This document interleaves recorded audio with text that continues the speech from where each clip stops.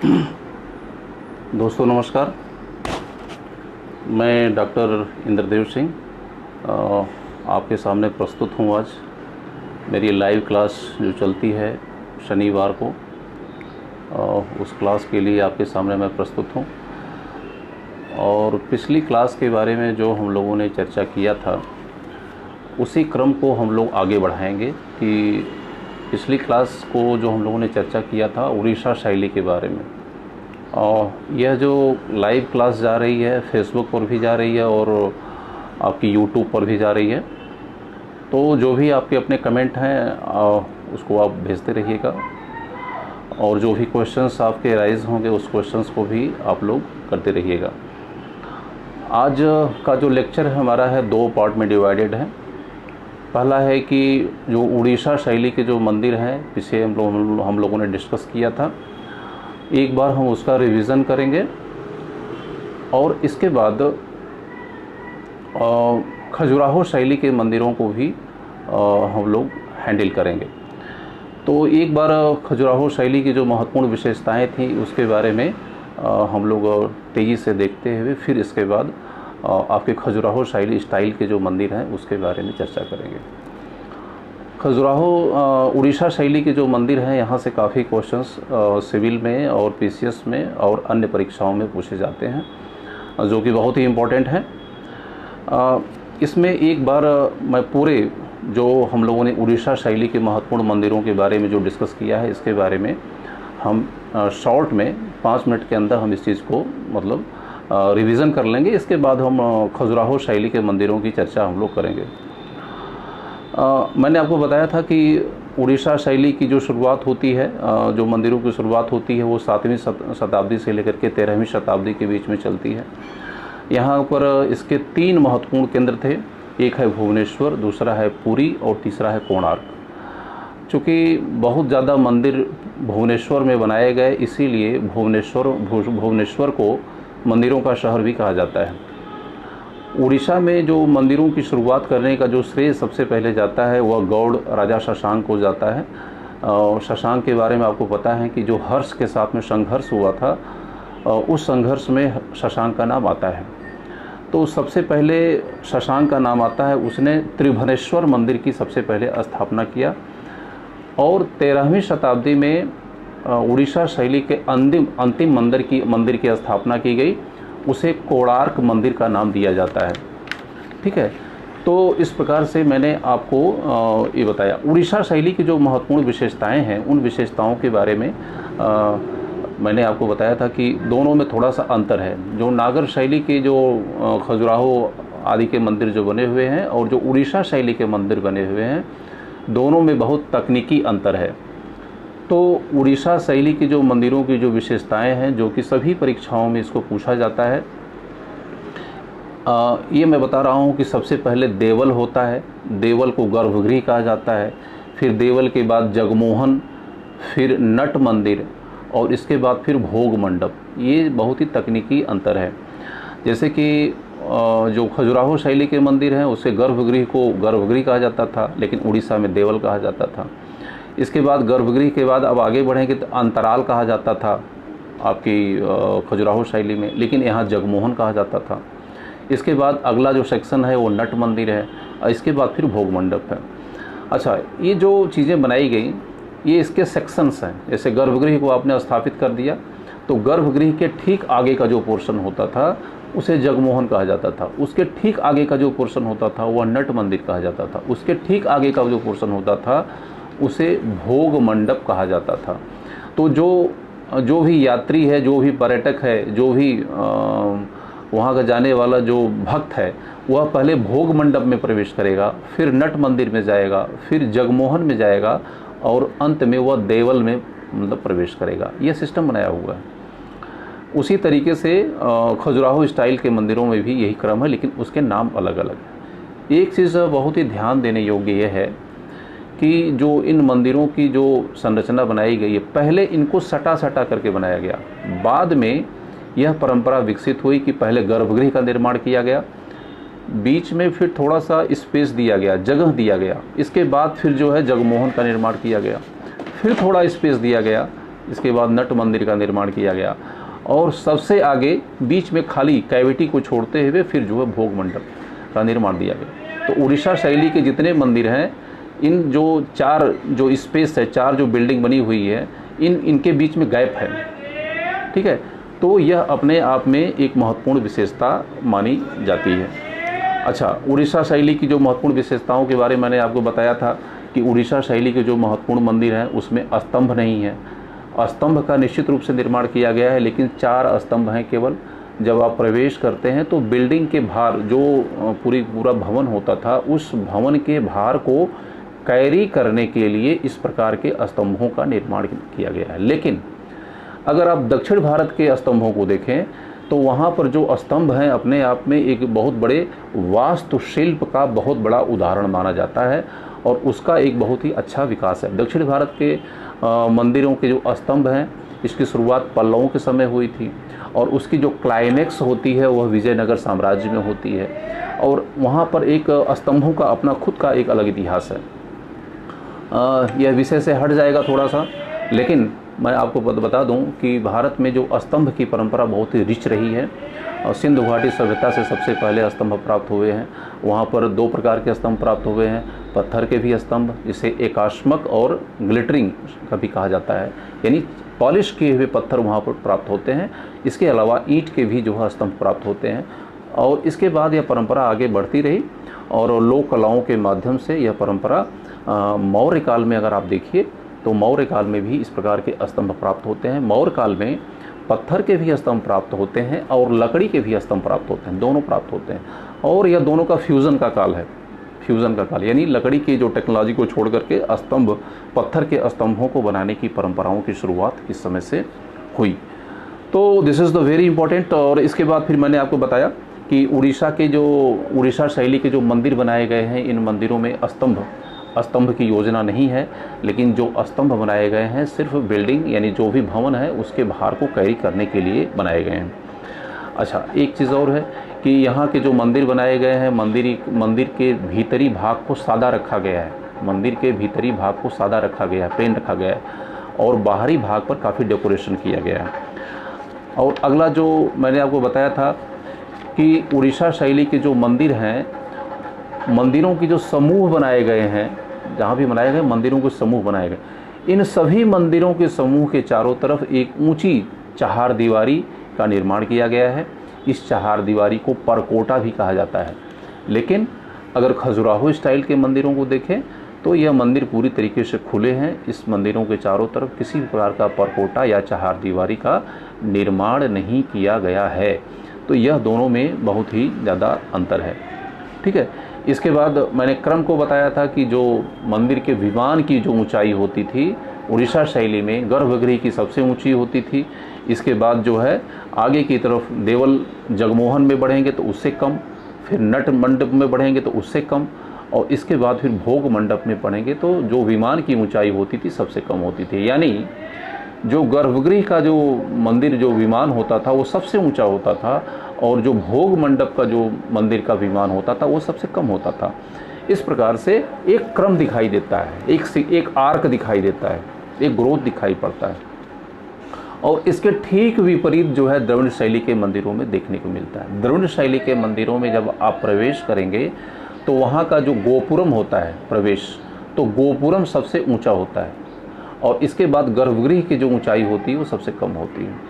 तो यह महत्वपूर्ण चीज़ों को मैंने बताया था। अब हम देखते हैं कि उड़ीसा शैली के जो मंदिर बनाए गए, जिसको मैं पढ़ा चुका हूँ, लेकिन एक बार मैं शॉर्ट में आपको दोबारा रिवीजन कर रहा हूँ। उड़ीसा शैली के जो मंदिर बनाए गए हैं उन मंदिरों को बनाने का 3 क्रम है। 750 से लेकर के 900 ईस्वी के बीच में यह पहला स्टेज में मंदिर बनाया गया। इसमें सबसे इम्पॉर्टेंट जो मंदिर है वह परशुरामेश्वर मंदिर है। इसके बारे में पीछे मैं बता चुका हूँ। परशुरामेश्वर सिर्फ भुवनेश्वर का ही नहीं बल्कि पूरे उड़ीसा का सबसे प्राचीनतम मंदिर माना जाता है, ठीक है। Parashurameshwar temple usually recorded as the oldest among the temple of the Orissa, यानी उड़ीसा मंदिरों के सभी स्टाइल में यह सबसे इम्पोर्टेंट माना जाता है।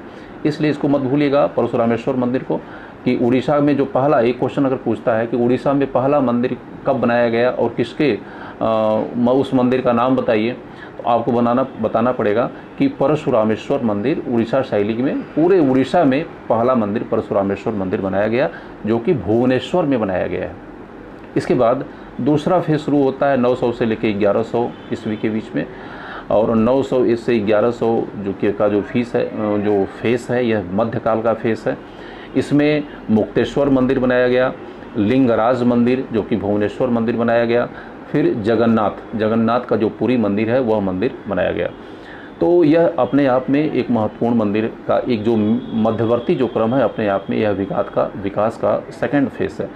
हम फिर थर्ड फेस में आते हैं, तीसरे फेस में जो मंदिर बनाए गए उसकी तरफ चर्चा करते हैं। तीसरा जो फेस है वह 1100 से लेकर के 1300 है। इस फेस में हमको उड़ीसा शैली का क्लाइमेक्स दिखाई पड़ता है, यानी सबसे ज़्यादा विकास जो होता है वह इसी शैली में होता है। इसमें जो महत्वपूर्ण जो मंदिर बनाए गए, 2 मंदिर भुवनेश्वर में बनाए गए और एक कोणार्क में मंदिर बनाया गया।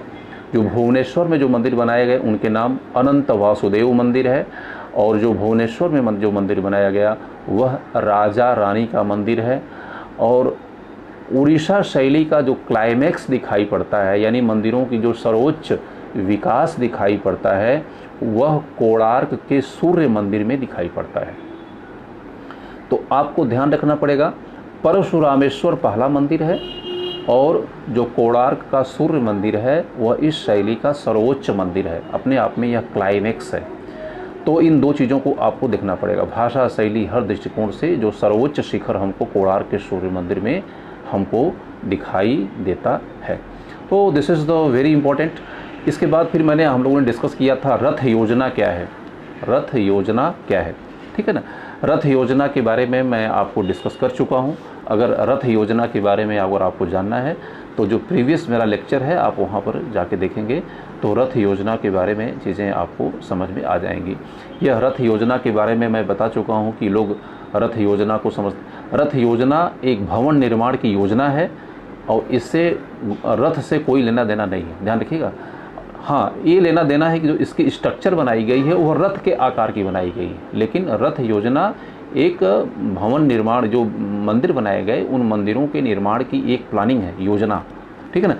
तो that's why it is the architectural planning of the temple that was the only started in the Orissan areas. यह सिर्फ उड़ीसा शैली की स्पेसिफिक शैली है जो कि रथ शैली मानी जाती है। इसके बाद मैंने महत्वपूर्ण मंदिरों के बारे में हमको चर्चा करना है, जहाँ से हम शुरू करेंगे। इस क्रम में जो सबसे महत्वपूर्ण यहाँ से हम शुरू करने जा रहे हैं, तो सबसे जो महत्वपूर्ण मंदिर हैं, 4 मंदिरों के बारे में हम लोग चर्चा करेंगे। पहला है लिंगराज टेम्पल, और इसके बाद दूसरा जो हमारा मंदिर होगा पुरी का जगन्नाथ मंदिर, इसके बाद फिर राजा रानी का मंदिर। 4 टेम्पल को डिटेल हम लोग करेंगे क्योंकि यहाँ से निश्चित रूप से प्रश्न आते हैं। तो पहला मैं बताया कि भुवनेश्वर का लिंगराज मंदिर, इसके बाद फिर पुरी का जगन्नाथ मंदिर, फिर राजा रानी का मंदिर, और फिर अंत में आपका उड़ीसा कोणार्क का आपका मंदिर जो बहुत फेमस मंदिर है, उसको हम लोग लास्ट में इसको डिस्कस करेंगे। पहला हम लोग डिस्कस करने जा रहे हैं लिंगराज मंदिर, ठीक है। लिंगराज मंदिर के बारे में हम सबसे पहले चर्चा करेंगे, तो इसको आप पेन डाउन कर लीजिए, बहुत इंपॉर्टेंट है। 4 मंदिरों के बारे में अगर आप पढ़ लेते हैं तो इतना जानिए कि 4 मंदिरों से बाहर कभी यहाँ पूछता नहीं है। तो आप धैर्य लेकर के कॉपी पेन लेके बैठिए, तभी चीज़ें समझ में आएगी। मैंने आपको बता चुका हूँ, कोई शॉर्टकट इसका नहीं है, कोई मंत्र किसी के पास नहीं है कि आपको 2 मिनट में बताए और चीज़ों को बता दे। अगर गंभीर अध्ययन आप करना चाहते हैं और एक अच्छा सिलेक्शन लेना चाहते हैं तो गंभीर तरीके से पढ़ना सीखिए, ठीक है। कोई शॉर्ट ट्रिक इसकी नहीं है। और एसएससी की तैयारी करें तब तो कोई बात नहीं है, लेकिन अगर आप गंभीर विद्यार्थी हैं तो इसके लिए आपको गंभीरता से पढ़ना पड़ेगा। मैं लिंगराज मंदिर के बारे में आपको बता रहा हूँ। यह मंदिर लिंग नाम से ही क्लियर है, यह शिव को समर्पित है, और इसका निर्माण जो किया था सोमवंशी शासकों ने इसका निर्माण कराया था। इसकी जो टाइमिंग है वह 11वीं शताब्दी की मानी जाती है। इसके निर्माता के बारे में इतिहासकारों के बीच में मतभेद है कि इसका निर्माण किसने किया था। इसके निर्माता के बारे में कहा जाता है कि किसी का विचार है कि इसका निर्माण ययाति ने किया था, और कुछ विद्वानों का एक समूह जो मानता है कि इसका निर्माण महाभवगुप्त ने किया था। तो इसके जो निर्माता कौन थे इसके बारे में यह क्लियर नहीं है, लेकिन इसका निर्माण सोमवंशी शासकों ने किया था, इसके बारे में कोई मतभेद नहीं है। अच्छा, यह भुवनेश्वर, अगली विशेषता की तरफ हम बढ़ते हैं कि यह भुवनेश्वर का सबसे ऊंचा मंदिर है, ठीक है, और यह मंदिर निर्माण कला का यह सर्वोत्कृष्ट उदाहरण माना जाता है, ठीक है। यहाँ पर जो मैंने बताया कि यहाँ पर लिंगराज मंदिर है, तो लिंग है तो फिर शिव की ही प्रतिमा पूजा होती होगी, लेकिन यहाँ पर हरि और हर की पूजा होती है। हरि और हरि का मतलब होता है विष्णु और हर का मतलब होता है शिव, यानी हरि और हर यानी दोनों की यहाँ पर पूजा होती है। अच्छा, और इसकी एक महत्वपूर्ण विशेषता है कि यह पूरे कंपाउंड में कुल 180 मंदिर हैं, यानी मंदिरों का बहुत बड़ा समूह है। और मैंने आपको बताया कि जो भी समूह में मंदिर बनाए गए हैं, इन सभी मंदिरों के चारों तरफ एक ऊंचा एक परकोटा का निर्माण किया गया है, परकोटा, और जिसके अंदर सभी प्रकार के मंदिर जो है सुरक्षित हैं। और इस मंदिर के निर्माण में तोड़दार तकनीकी का प्रयोग किया गया है। तोड़दार तकनीकी, जब आप विमान ऊपर ले जाएंगे, ठीक है, आपने विमान का घेरा नीचे का बना दिया, लेकिन जब आप इसके विमान को बनाएंगे तो विमान को बनाने के लिए जो टेक्नोलॉजी का प्रयोग किया गया है वह तोड़दार तकनीकी कही जाती है। इसे मेहराब शैली भी कहा जाता है, इसे इंग्लिश में कार्बेलिंग स्टाइल भी कहा जाता है, कार्बेलिंग स्टाइल, ठीक है। और मैंने पीछे में बता चुका हूँ कि जो उड़ीसा शैली के मंदिर हैं इसके आंतरिक भाग को सादा रखा गया है, लेकिन जो इसका बाह्य भाग है, इसके बाह्य भाग में भारी अलंकरण किया गया है, जो कि इस शैली की महत्वपूर्ण विशेषता मानी जाती है। और इस मंदिर को बनाने में गुलाबी बलुआ पत्थर का इस्तेमाल किया गया है। गुलाबी बलुआ पत्थर का इसको इस्तेमाल किया गया है। तो मैं लिंगराज मंदिर की जो विशेषताएं हैं इसके बारे में आपको बता चुका हूं, और जो 3-4 पॉइंट को आपको ध्यान रखना है कि यह पहले है, लिंगराज मंदिर कहाँ पे है, उड़ीसा के भुवनेश्वर में है।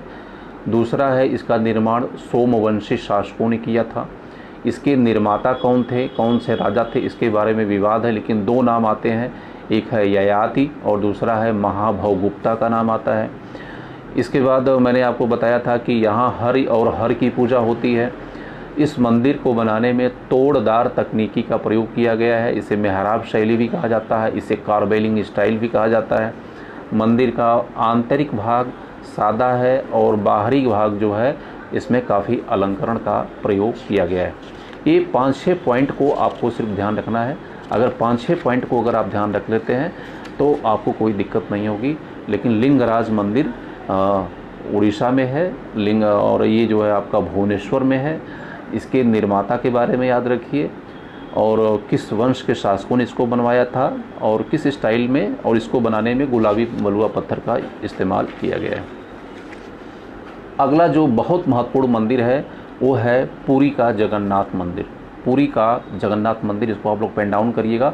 बहुत बार ये पुरी के जगन्नाथ मंदिर के बारे में प्रश्न पूछे गए हैं। हिंदू धर्म में 4 धाम की परंपरा है, आपको पता होगा। हिंदू धर्म में 4 धाम की परंपरा है, और 4 धामों के नाम अगर आपको याद होंगे, नहीं होंगे तो मैं बता रहा हूँ। बद्रीनाथ पहला है, रामेश्वर दूसरा है, द्वारिका और तीसरा है पुरी, ठीक है।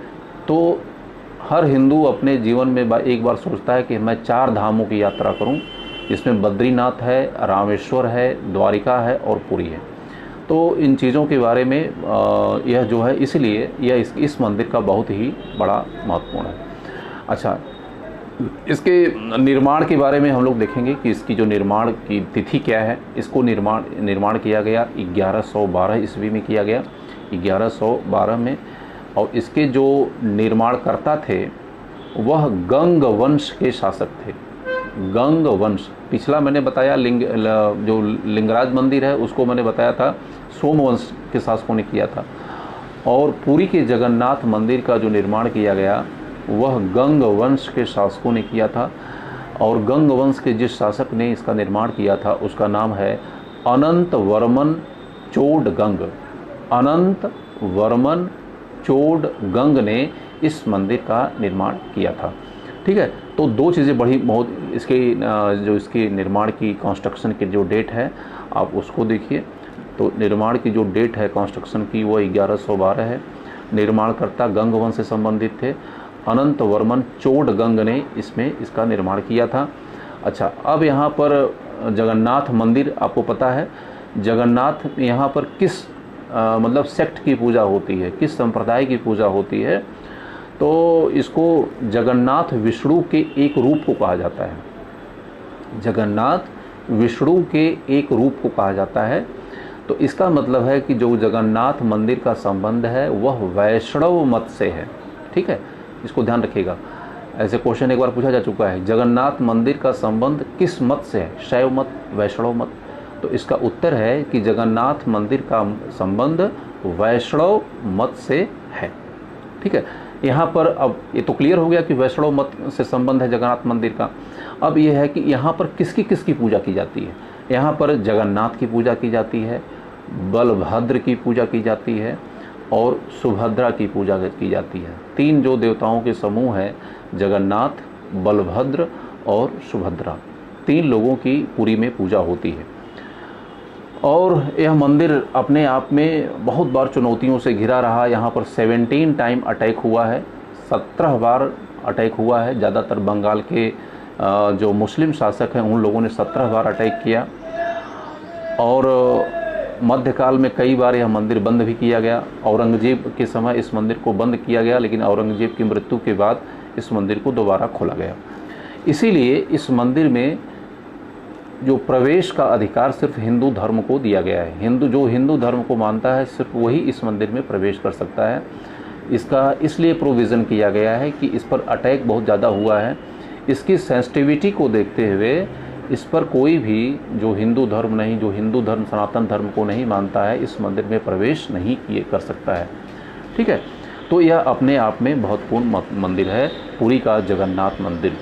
अच्छा, पुरी के जगन्नाथ मंदिर का संबंध बहुत ही ऐतिहासिक हस्तियों से रहा है, जो कि हमारे सनातन धर्म में बड़ी बड़ी हस्तियां रही हैं। उसमें भक्तिवाद को भारत में, दक्षिण भारत में आपको पता है, मैंने बता चुका हूँ कि भारत में पहली बार भक्तिवाद की शुरुआत दक्षिण भारत में होती है। दक्षिण भारत में पहली बार भक्ति की शुरुआत होती है और उसके जो संस्थापक थे वो थे रामानुज। और उत्तर भारत में भक्ति के कॉन्सेप्ट को लेके आने वाले थे रामानंद। तो यह दो चीज़ें बड़ी महत्वपूर्ण है। भक्ति का जो कॉन्सेप्ट है वह जो शुरुआत हुआ वह दक्षिण भारत में, उसका श्रेय जाता है रामानुज को। रामानुज ने विशिष्टाद्वैत की स्थापना की, आपको पता ही होगा। और वहाँ से भक्तिवाद की जो परंपरा है वह उत्तर भारत की तरफ आगे बढ़ी और उसको लेके आने वाले थे रामानंद। और रामानंद के शिष्यों में ही कबीर का नाम। तो इस प्रकार से चीज़ों को हम देखते हैं। तो पुरी के जगन्नाथ मंदिर से रामानुज का बहुत ही गहन संबंध रहा है। इसके बाद रामानंद का भी वहाँ से संबंध रहा है और इसके बाद शंकराचार्य का भी संबंध इस मंदिर से रहा है, यहाँ पर गए। इसके बाद जो सबसे बड़े वैष्णव परंपरा के जो बहुत बड़े संत हुए, जिन्हें कीर्तन परंपरा का भी जन्मदाता माना जाता है, चैतन्य महाप्रभु इस मंदिर में करीब 10 साल तक रहे यहाँ पे। और आपको पता है जो हरे कृष्ण जो मिशन पूरे दुनिया में जो चल रहा है, हरे कृष्ण संप्रदाय के लोग जो कीर्तन में विश्वास करते हैं, आपको पता इस्कॉन जो मंदिर है, तो उस परंपरा के संस्थापक जो है चैतन्य महाप्रभु को माना जाता है। और इन्होंने एक सेक्ट की स्थापना किया, उसका नाम है गौड़ीय वैष्णव मत। गौड़ीय, ठीक है, गौड़ीय शब्द जो निकला है वह गौड़ से निकला है। गौड़ का मतलब बंगाल जो यानी बांग्लादेश जो आज का बना है उसको मिला करके गौड़ देश कहा जाता था। तो जो चैतन्य महाप्रभु ने जिस नए सेक्ट को जन्म दिया उसे कहा गया गौड़ीय वैष्णववाद। ठीक है, तो यहाँ पर 3-4 चीज़ों को मैंने आपको, महत्वपूर्ण चीज़ों को डिस्कस मैंने पुरी के जगन्नाथ मंदिर के बारे में बताया। और जब भी आप यहाँ पर विज़िट करिए तो पुरी के जगन्नाथ मंदिर में आप निश्चित रूप से अपने जीवन में एक बार यहाँ पर विज़िट करिए। पुरी के जगन्नाथ मंदिर के बारे में कुछ ऐसे कॉन्सेप्ट हैं जो कि बहुत ही चौंकाते हैं, जो कि लोगों के बीच में, परंपराओं के बीच में, वहाँ पर लोगों के बीच में प्रचलित है। इसको भी जानना आपके लिए प्रसिद्ध है। 5, 6, 7 फैक्ट हैं जो कि यहाँ के बारे में बहुत चर्चा होती है, उसके बारे में मैं आपको बता। पुरी के जगन्नाथ की जो रथ यात्रा विश्व प्रसिद्ध है, आपको पता होगा।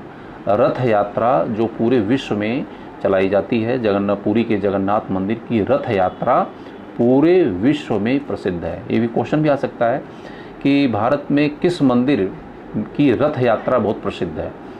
तो पुरी के जगन्नाथ की रथ यात्रा पूरे विश्व प्रसिद्ध है, आपको पता है। अब यह परंपरा पूरे भारत में जहाँ पर भी लोग जगन्नाथ मंदिर के लोग भक्त रहते हैं, हर शहर और छोटे छोटे जगहों पर इसको निकाला जाता है।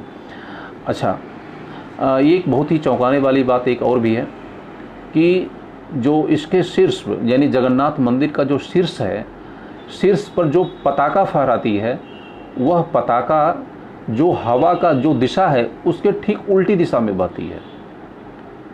जगन्नाथ मंदिर का जो शीर्ष है उसके शीर्ष पर जो पताका फहराती है, अगर हवा पूरब दिशा में बह रही है तो जो पताका फहरेगी वो पश्चिम दिशा में, यानी ऑलवेज इन अपोजिट डायरेक्शन। यह बहुत बड़ी चौंकाने वाली बात है यहाँ के मंदिर के बारे में कि हवा अगर पूरब की होगी, यानी हवा के विपरीत यहाँ का जो झंडा है, ऊपर जो पताका फहराई जाती है, वह हमेशा हवा के विपरीत दिशा में बहती है। अच्छा, यहाँ की जो पताका ऊपर है वह पताका प्रतिदिन बदली जाती है, प्रतिदिन इसकी बदली जाती है। यानी जो पुजारी चढ़ता है वह 45 स्टोरी की जितनी बिल्डिंग चढ़ना होता है, तो 45 स्टोरी वह बिल्डिंग को ऊपर चढ़ता है और 45 स्टोरी बिल्डिंग को नीचे उतरता है। ठीक है, यह अपने आप में बहुत ही महत्वपूर्ण चीज़ें इसके बारे में मानी जाती है। अगली जो विशेषता है कि इस मंदिर के ऊपर सूर्य की छाया नहीं पड़ती। छाया का मतलब आपको पता है, जब सूर्य पूरब की दिशा में रहेगा तो पश्चिम में छाया पड़ेगी, और जब शाम को जब सूर्य पश्चिम की दिशा में जाएगा पूरब की तरफ छाया पड़ती है। लेकिन इस मंदिर पर सूर्य की कोई छाया नहीं देखी गई है, यानी कोई शैडो उस पर नहीं पड़ता है। यह भी बहुत ही चौंकाने वाली बातें हैं। अच्छा, और इस मंदिर के शीर्ष पर, सबसे शीर्ष पर एक सुदर्शन चक्र रखा हुआ है। सुदर्शन चक्र रखा हुआ है, आपको पता है सुदर्शन चक्र रखने का मतलब ये है कि इसका भी संबंध वैष्णव से है, और भगवान कृष्ण का जो सुदर्शन चक्र होता था, तो इसके मंदिर के शीर्ष पर एक सुदर्शन चक्र जो कि पत्थर का बना हुआ है वो रखा हुआ है टॉप पर, और इसका जो वज़न है वह 10 कुंतल का है, 10 कुंतल। तो यह बहुत चौंकाने वाली बात है कि 10 कुंतल का जो वज़न है वह 50 मीटर से भी ऊपर ऊंचाई पर कैसे ले जाया गया होगा, जबकि उस समय किसी भी प्रकार की कोई एडवांस तकनीकी का किसी प्रकार का प्रयोग नहीं था। तो यह बहुत ही चौंकाने वाली बात है। इसके बाद एक और भी चौंकाने वाली बात है कि कोई भी पक्षी, कोई भी बर्ड्स इस मंदिर के ऊपर से कभी नहीं उड़ता है। कोई भी पक्षी इस मंदिर के ऊपर से नहीं उड़ता है। यह भी बहुत ही आश्चर्यजनक बात है। किसी ने नहीं देखा कि इस मंदिर के ऊपर से कोई कभी पक्षी जो है उड़ता है। अच्छा, ये चूँकि मंदिर आपको पता है एकदम समुद्र के किनारे बना हुआ है, जो आपका जगन्नाथ का मंदिर है समुद्र के किनारे बना हुआ है, तो समुद्र की जो गड़गड़ाहट है वह लगातार आती रहती है। लेकिन मंदिर के जब कैंपस में रहेंगे आप, यानी मंदिर में जब आपने प्रवेश नहीं किया है, तब तो मंदिर की समुद्र के गड़गड़ाने की आवाज़ आपको सुनाई पड़ेगी। लेकिन ज्यों ही आपने सीढ़ी पर पैर रखा, मंदिर के गड़गड़ाने की आवाज़ गायब हो जाती है, और अंदर जाएंगे तो आपको ये लगेगा ही नहीं कि हम समुद्र के किनारे बने हुए मंदिर में हम प्रवेश कर रहे हैं। और ज्यों ही आप सीढ़ी से नीचे उतरेंगे, समुद्र के गड़गड़ाने की आवाज़ आपको पूरी तरीके से सुनाई देने लगती है। और एक चीज़ और भी है कि यहाँ पर जो खाना खाने वालों की संख्या है, वहाँ पर 2000 से लेकर 2 लाख तक अधिकतम लोग प्रतिदिन यहाँ पर खाना खाते हैं। 2000 से 2 लाख लोगों के बीच यहाँ प्रतिदिन खाना खाते हैं। लेकिन यहाँ पर कभी किसी भोजन की आज तक कमी नहीं पड़ी है। अच्छा, इसका एक नाम और है, इसे वाइट पैगोडा भी कहा जाता है। वाइट पैगोडा, ब्लैक पैगोडा कहा जाता है सूर्य मंदिर को, और वाइट पैगोडा कहा जाता है जगन्नाथ मंदिर को। इसको ध्यान रखिएगा, बहुत इंपॉर्टेंट क्वेश्चन है ये। ठीक है, वाइट पैगोडा और ब्लैक पैगोडा। ब्लैक पैगोडा कहा जाता है कोणार्क के सूर्य मंदिर को, ब्लैक पैगोडा कहा जाता है कोणार्क के सूर्य मंदिर को, और वाइट पैगोडा कहा जाता है जगन्नाथ के मंदिर को। इसको लाल रंग से लिख करके आप लोग रख लीजिएगा। तो यह जो पुरी का जो जगन्नाथ मंदिर है वास्तव में बहुत चौंकाने वाला मंदिर है। जो इसकी विशेषताएं हैं मैंने आपको बताई। आपको याद क्या रखना है, मैं बहुत ही शॉर्ट में मैं आपको ब्रीफ कर दे रहा हूँ। पहला है कि इसके निर्माण के बारे में, इसका निर्माण कब किया गया, आप लिखे होंगे। इसका निर्माण 1112 में किया गया। इसका निर्माण गंगवंशी राजा ने किया था, उसका नाम था अनंत वर्मन। यह हिंदू के यह 4 धामों में एक धाम यह माना जाता है। यहाँ पर विष्णु की पूजा की जाती है। और इसी क्रम में मैंने आपको बताया 3, 4, 5 फैक्ट, बहुत ही अमेजिंग फैक्ट्स मैंने आपको बताया। ये बताया कि यहाँ की रथ यात्रा विश्व प्रसिद्ध है। यहाँ का शीर्ष का जो झंडा लगा हुआ है हमेशा हवा की विपरीत दिशा में मतलब कि फ्लो करता है, बहता है। इसके अलावा यहाँ पर सूर्य की कोई छाया नहीं पड़ती है, जो कि बहुत ही आश्चर्यजनक चीज़ है। कोई पक्षी इसके ऊपर से नहीं उड़ सकता है। 10 कुंतल का इसके ऊपर चक्र रखा हुआ, वहाँ पहुँचाना बहुत ही चैलेंजिंग रहा होगा। इसे वाइट पैगोडा कहा जाता है। और यहाँ पर किसी प्रकार की किसी भोजन की आज तक कमी नहीं पड़ी है।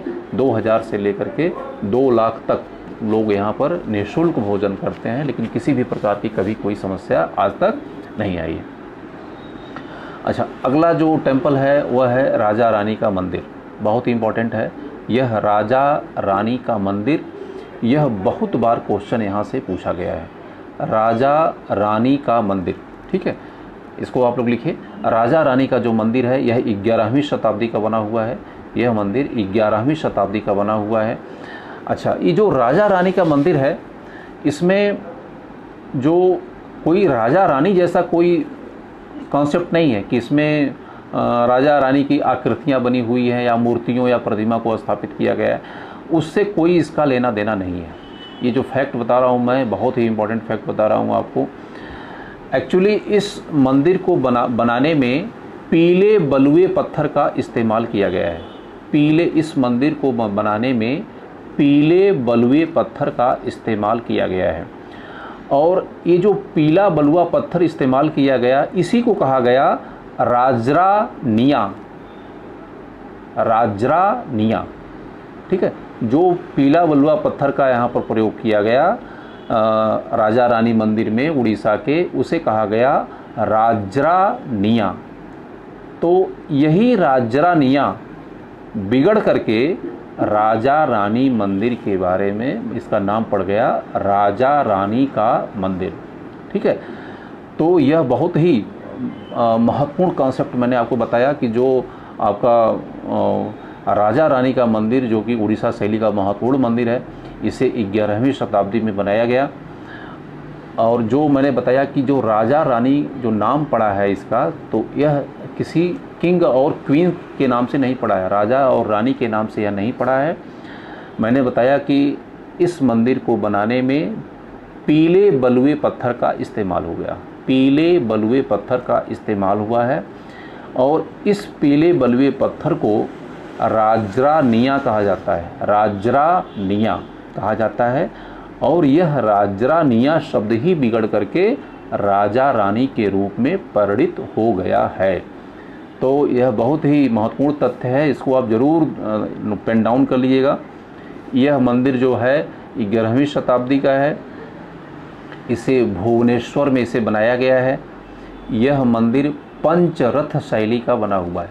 पंचरथ, और रथ शैली क्या होती है इसको मैं आपको बता चुका हूँ।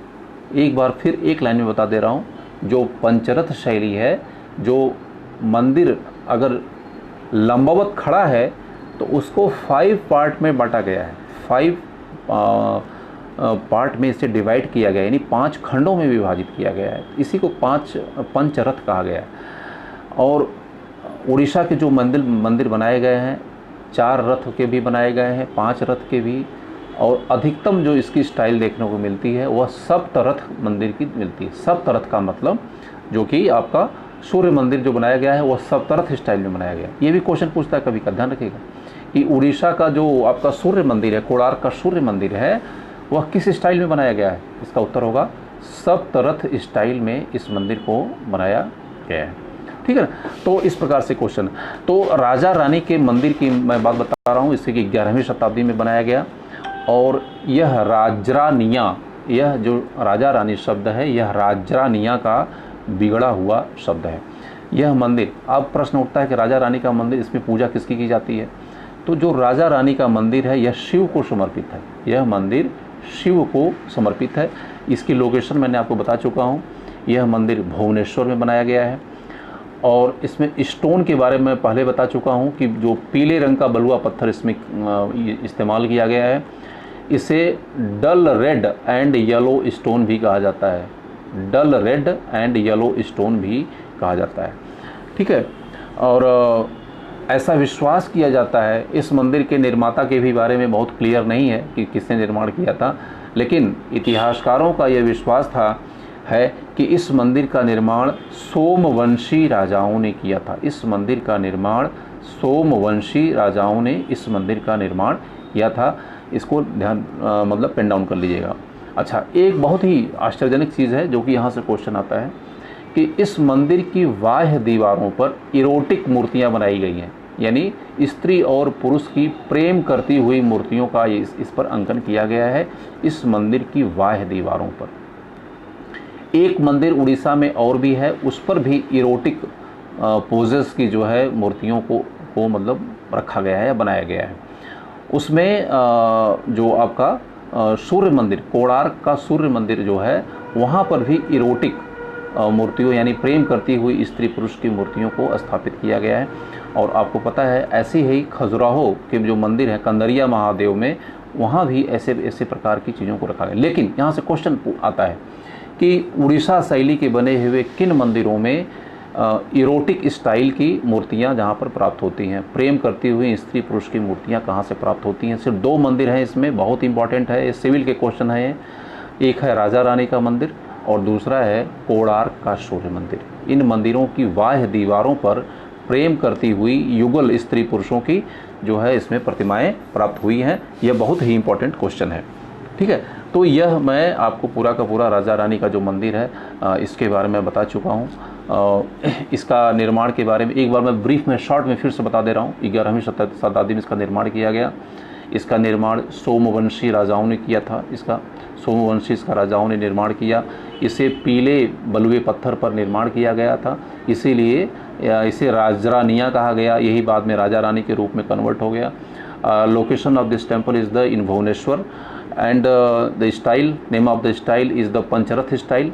इसके बारे में इतना ही जानिए। And the some erotic images have been installed on the outer face of the temple. ये इतनी चीज़ें मैं आपको बताऊं कि जो इरोटिक मूर्तियां, इसका निर्माण यहाँ पर किया गया था। अंत में आते हैं हम, लास्ट जो फेस हमारा है वो है कोणार्क का सूर्य मंदिर, जो कि बहुत ही इम्पॉर्टेंट है।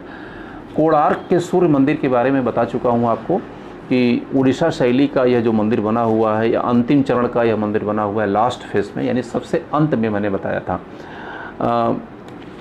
पहला जो मंदिर मैंने बताया था कि उड़ीसा स्टाइल का जो पहला जो मंदिर बनाया गया था उसका नाम मैं बता चुका हूँ आपको पीछे कि और इसके बाद फिर अंतिम जो मंदिर बनाया गया वह है कोणार्क का सूर्य मंदिर, इसको बनाया गया sun temple of the Konark. और सूर्य मंदिरों के बारे में मैं आपको एक सीरीज़ में आपको पहले बता चुका हूँ कि भारत में जो सन टेम्पल बनाए गए वह कहाँ कहाँ पर सन टेम्पल बनाए गए हैं, इसका डिस्क्रिप्शन मैं आपको अपने पीछे लेक्चर में बता चुका हूँ।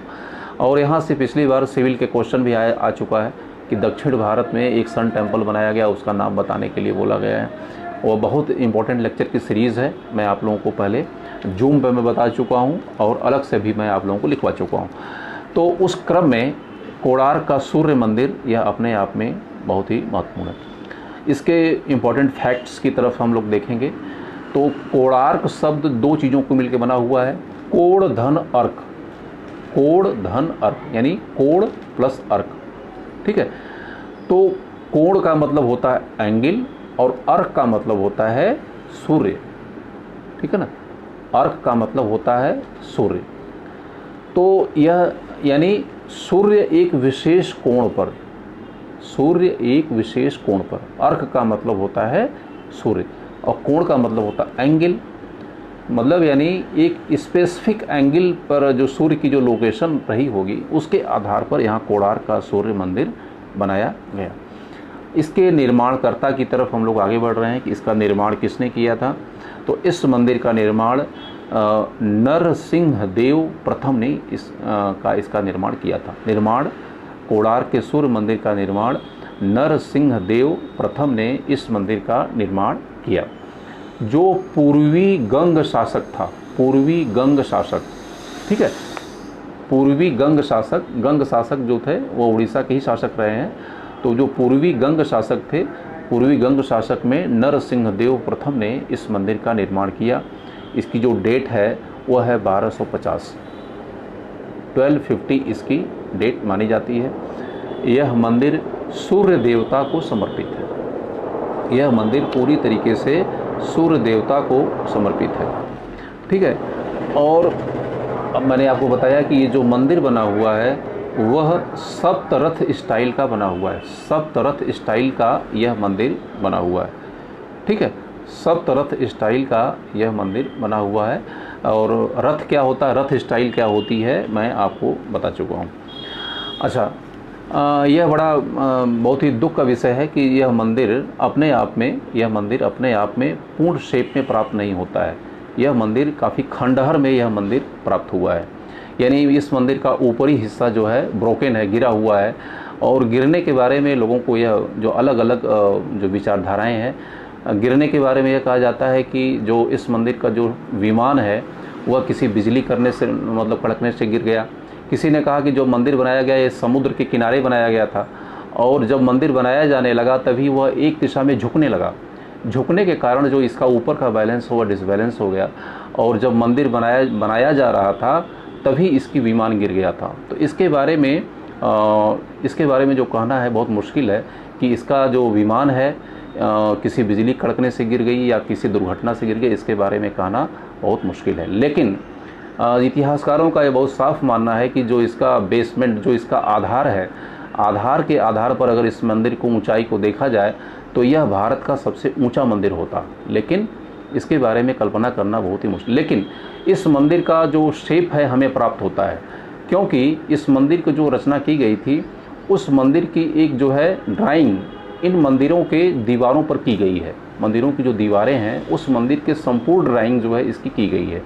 इसीलिए इस मंदिर की जो आउटर एक स्ट्रक्चर है उसकी फ्रेमिंग या उसका जो स्केच हमारे पास प्राप्त है। इस मंदिर के बारे में जो डिस्क्रिप्शन है, डिस्क्रिप्शन भी हमें आईने अकबरी में प्राप्त होता है, जो अकबर के समय की महत्वपूर्ण रचना मानी जाती है। तो आईने अकबरी में भी इसकी जो है इसको मतलब इसके बारे में डिस्क्रिप्शन हमें प्राप्त होता है। अच्छा, इस मंदिर को ब्लैक पैगोडा भी कहा जाता है, ब्लैक पैगोडा कहा जाता है। अच्छा, ब्लैक पैगोडा कहने का पीछे क्या रीज़न है? कुछ लोगों का मानना है कि इसमें जो ब्लैक ग्रेनाइट का प्रयोग किया गया है। मैंने आपको बताया कि उड़ीसा शैली के जो मंदिर हैं इसको ब्लैक पैगोडा और दूसरे को जो मैंने आपको बताया वो है वाइट पैगोडा। तो वाइट पैगोडा मैं बता चुका हूँ किसको कहा जाता था। मैं ब्लैक पैगोडा के बारे में बता रहा हूँ कि इसको ब्लैक पैगोडा कहा जाता है। ब्लैक पैगोडा कहा जाने का दो कारण है। इतिहासकारों का एक समूह कहता है कि यहाँ पर ब्लैक ग्रेनाइट का यूज़ हुआ है, काले रंग के ग्रेनाइट का यहाँ पर यूज़ हुआ है। और इतिहासकारों का यह एक वर्ग मानता है कि वर्षा होने के कारण इस मंदिर का जो स्टोन है वह काला पड़ गया। इस मंदिर का जो स्टोन है वह काला पड़ गया है, इसीलिए इसे ब्लैक पैगोडा कहा जाता है। कुल मिलाकर के हम यह कह सकते हैं कि जो इसका स्टोन है वह काला हो गया है, इसीलिए इसको ब्लैक पैगोडा शब्द का यूज़ किया गया। ये जो ब्लैक पैगोडा जो नाम दिया गया वह यूरोपीय इतिहासकारों के द्वारा दिया गया। जब उन्होंने उड़ीसा का दौरा किया तो उनको लगा कि ये जो इसका ऊपरी पोर्शन है ब्लैक दिखाई दे रहा है, इसको जो है ये है। अब मैं आगे बढ़ता हूँ कि यह सप्तरथ शैली का बना हुआ है। इसको मैं आपसे डिस्कस कर चुका हूँ कि रथ स्टाइल क्या है, इसके बारे में आपको बता चुका हूँ, ठीक है। और यह चूँकि मंदिर जो है एक सूर्य रथ के आकार का है जिसको कि 7 घोड़े खींच रहे हैं, ऐसा प्रतीत होता है। जो यहाँ पर कंस्ट्रक्शन जो भी प्राप्त होता है उस कंस्ट्रक्शन से ऐसा प्रतीत होता है कि 7 घोड़े इसे खींच रहे हैं। इस मंदिर का जो आकार है वह सूर्य रथ के आकार का है। इसमें 24 पहिए लगे हुए हैं, 24 इसके व्हील हैं और इसमें 8 तीलियां हैं, प्रत्येक पहिए में 8 तीलियां हैं, यानी 8 स्पोक्स इसमें हैं। अच्छा, अगली मैं स्टाइल की तरफ, इसकी विशेषताओं की तरफ मैं आपको बता रहा हूँ कि इस मंदिर का रिलीफ स्कल्पचर जो है, रिलीफ स्कल्पचर का मतलब इसे हिंदी में उद्वृत्त चित्र भी कहा जाता है। इस मंदिर की जो आउटर सरफेस है उस पर भिन्न भिन्न प्रकार की मूर्तियों को यहाँ पर स्थापित किया गया है। ठीक है, अलग अलग किस्म की मूर्तियों को स्थापित किया गया है। उन्हीं मूर्तियों में से एक एरोटिक, यानी जो काम से जुड़ी हुई स्त्री पुरुष के प्रेम करती हुई मूर्तियों को भी यहाँ पर स्थापित किया गया है।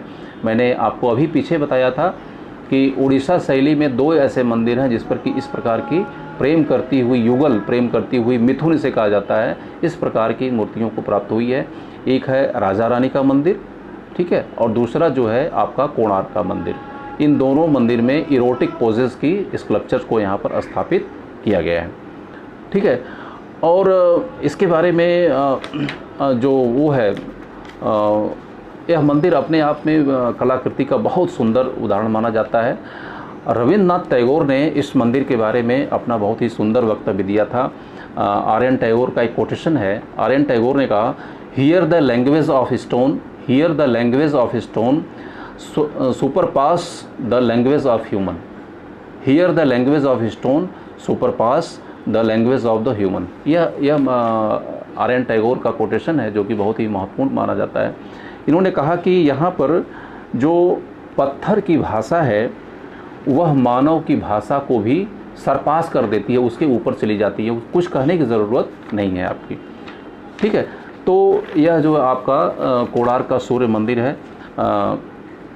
अच्छा, एक चीज़ और भी है कि मैंने आपको बताया कि जो संरचना है, उड़ीसा स्टाइल के जो मंदिर बने हुए हैं, जो उनका जो योजना बनाई, स्थापत्य की जो इनकी योजना है, उसको गर्भगृह, जगमोहन, नट मंदिर और भोग मंदिर के रूप में डिवाइड किया गया है। ठीक है, गर्भगृह को देवल कहा जाता है, मैं बता चुका हूँ, जगमोहन, नट मंदिर। तो ऐसा नहीं कि गर्भगृह को तुरंत बना दिया गया और इसके बाद जगमोहन को बना दिया गया, नहीं, ऐसा नहीं है। गर्भगृह यानी देवल को बनाया दिया गया, इसके बाद थोड़ी सी स्पेस दे दिया गया, यानी जगह दे दिया गया। स्पेस के बाद फिर जो बनाया गया जगमोहन को बनाया गया, फिर स्पेस दिया गया, फिर नट मंदिर को बनाया गया, फिर स्पेस दिया गया, फिर भोग मंडप को बनाया गया। तो यह अपने आप में बहुत ही चौंकाने वाली बात है कि पहले एक कॉन्सेप्ट बनाया गया कि पहले गर्भगृह को बना दिया गया, यानी देवल को बना दिया गया। इसके बाद यह योजना होनी चाहिए कि सटा हुआ तुरंत होना, जैसे कि खजुराहो स्टाइल के मंदिरों की अगर हम बात करें तो उसमें ऐसे मंदिर बने हुए हैं, गर्भगृह बना हुआ है, फिर अंतराल बना हुआ है, फिर मंडप बना हुआ है, फिर महामंडप, सब सटा हुआ बना हुआ है। लेकिन इसके विपरीत उड़ीसा शैली के जो मंदिर बने हुए हैं, जो इसकी वास्तु योजना है उससे हट करके है, इसके सभी बीच में गैप है। अच्छा, एक और बहुत महत्वपूर्ण चीज़ बताऊं मैं आपको कि इस मंदिर के सामने एकाश्मक गरुड़ पत्थर की स्थापना की गई थी। एक बहुत बड़ी ऊंची लाट, पत्थर की एक लाट या स्तंभ की स्थापना इस मंदिर के बीच में की गई थी। ठीक है, तो एक पत्थर के स्तंभ की स्थापना इस मंदिर के सामने की गई थी। तो आपको पता है एकाश्मक पत्थर की जो स्तंभ की योजना जो भारत में रही है वो बहुत ही प्राचीन रही है, और इसकी स्टार्टिंग जो होती है सिंधु घाटी सभ्यता से होती है, और इसके बाद यह मौर्य काल में आती है। जो मौर्य काल के स्तंभ बनाए गए वो प्रस्तर के भी बनाए गए और लकड़ी के भी बनाए गए। और इसके बाद गुप्त काल में जब अगर हम आते हैं तो गुप्त काल में स्टोन, लोहे के भी स्तंभ बनाए गए। तो यह जो पत्थरों को बनाने की, पत्थर के स्तंभों को जो बनाने की परंपरा है भारत में बहुत ही प्राचीन रही है। हमारी जो वास्तुशिल्प के जो ग्रंथ हैं, जो प्राचीन ग्रंथ हैं, उसमें जो भवन बनाने की जो परंपराएं हैं वह 2 प्रकार की बनाई गई हैं। एक है कि स्तंभों पर आधारित भवन और दूसरा है नींव डाल करके।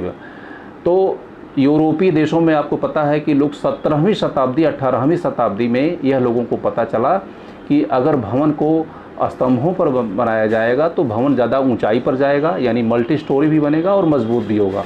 लेकिन जो हमारी परंपरा रही है, हमारे जो ऋषि महर्षि थे, हमारे पूर्वज थे, इस चीज़ को बहुत अच्छाई से जानते थे कि अगर पिलर पे भवन बनाएंगे तो वह मजबूत होगा, अच्छा भी होगा और टिकाऊ भी होगा। तो मैंने बताया कि जो स्तंभ की परंपरा रही है भारत में बहुत रिच रहा है, इसके बारे में हमारे शास्त्रीय किताब पुस्तकों में भी इसके बारे में डिस्क्रिप्शन हमको प्राप्त होता है। तो यह मध्यकाल की अगर डेट 11वीं शताब्दी का माना जाए तो इस प्रकार से गरुड़ पत्थर, गरुड़ स्तंभ की जो स्थापना का श्रेय जो है इस मंदिर के सामने दिया जाता है।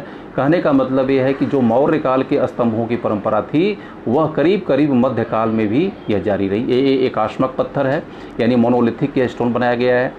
बाद में इस जो प्रस्तर के स्तंभ हैं इसको निकाल करके दूसरी जगह पर स्थापित किया गया।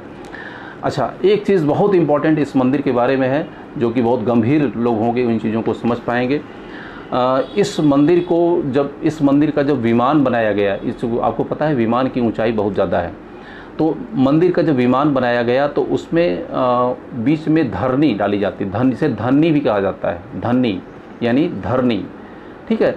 तो धरनी डालने से क्या होता है कि जो वेट होता है ऊपर का वह बढ़ जाता है।